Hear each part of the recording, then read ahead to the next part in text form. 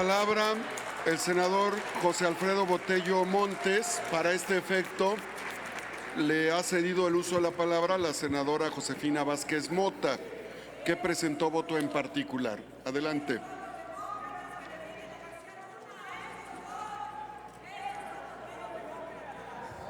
Muchas gracias, presidente.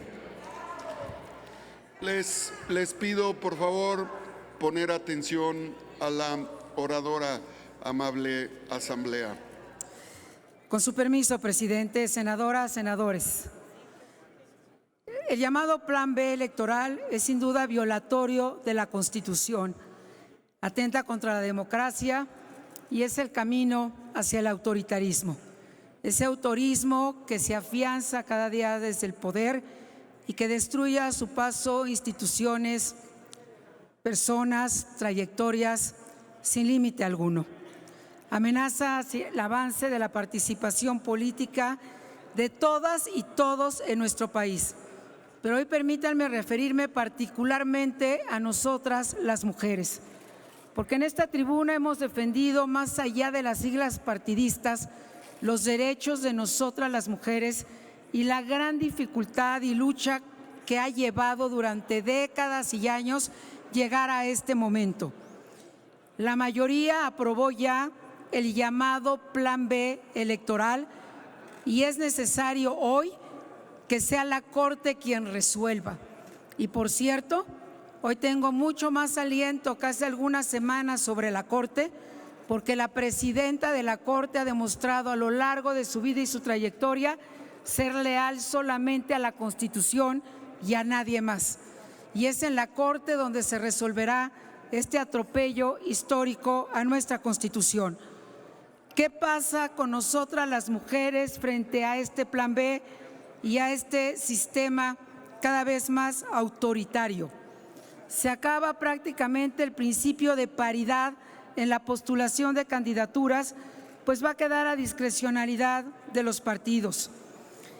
Escuchamos en la Junta de Coordinación Política a especialistas en la materia, a organizaciones de la sociedad civil organizada, escuchamos a personal del INE, que no a las consejeras y consejeros que aquí estuvieron, pero quienes tomaron el uso de la voz fueron pues personal del INE que lleva años haciendo una tarea que nos ha permitido este andamiaje democrático.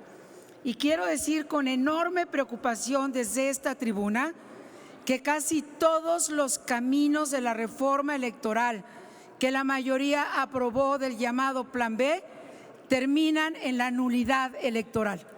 Nos llevan a anular las elecciones, lo cual quiere decir que nos llevan a esto que se ha señalado, a arrebatar la voluntad ciudadana, a arrebatar la voluntad de las urnas y apropiarse de ellas para decidir el resultado de la elección. La verdad es que yo ya estaba bastante preocupada antes de este encuentro y después del mismo mi preocupación fue aún mayor y por eso presento hoy este voto particular en contra. El principio de paridad, hay que recordar, en la postulación de candidaturas y dirigencias partidistas quedará entonces pues al antojo de los partidos políticos.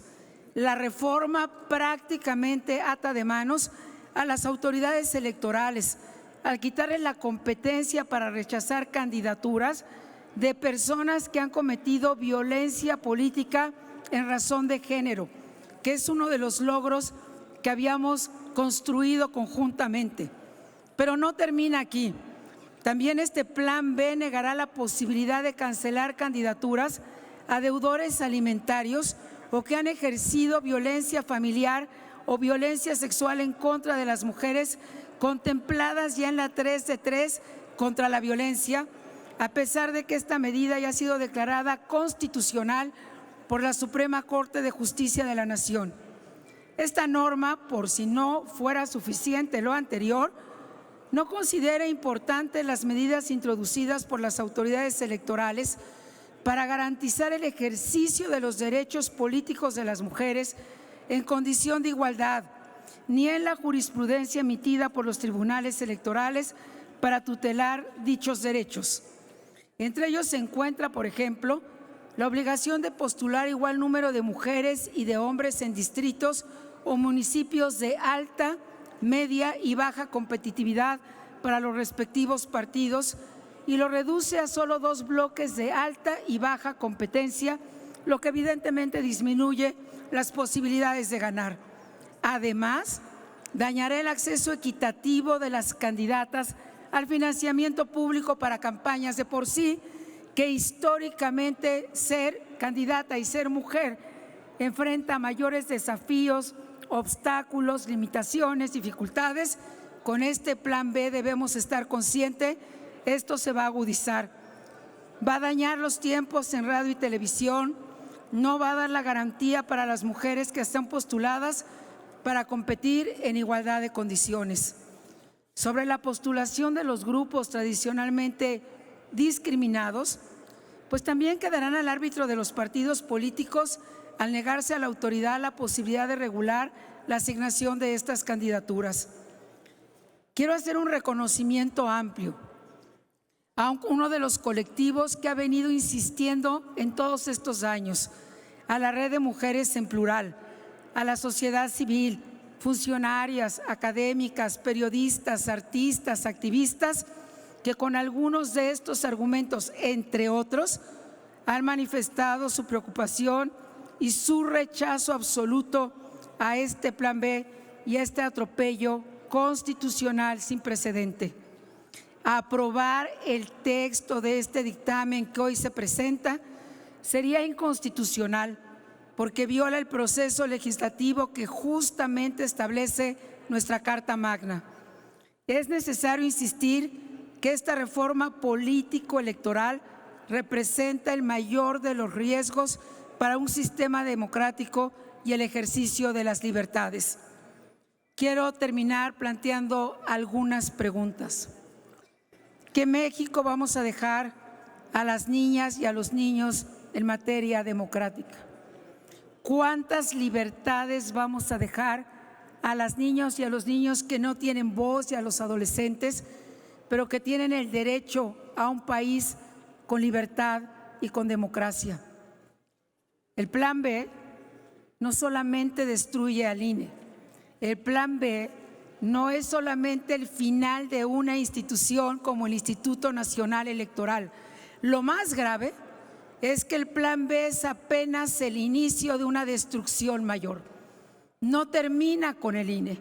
El plan B es el inicio de una destrucción mayor que no importa las siglas partidistas que tengamos aquí, no importa nuestro origen, no importa la sexualidad que tengamos, va a terminar destruyendo las libertades para cada una y cada uno de nosotros.